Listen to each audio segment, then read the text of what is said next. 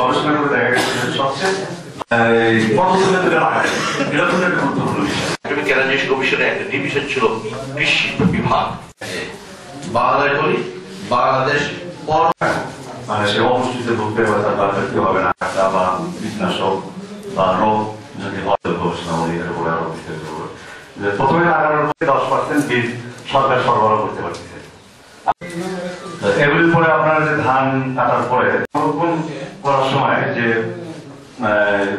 শুকানো 4 দিন 5 দিন যদি ধানটা করলেন সেটার থেকে কিন্তু বীজ উৎপাদনের জন্য একটু বিনাতে এমন কিছু বলা কিন্তু আপনার কোনো ইয়ে করতে হবে না। প্রতিষ্ঠান রয়েছে ধানের জন্য রয়েছে বাংলাদেশ ধান গবেষণা ইনস্টিটিউট।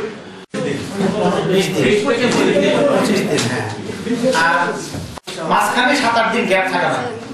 যদি পানি একটানা 20 দিন আছে, প্রতিবার বন্যা আসলে 20 দিন করে বা 25 দিন পানি থাকে।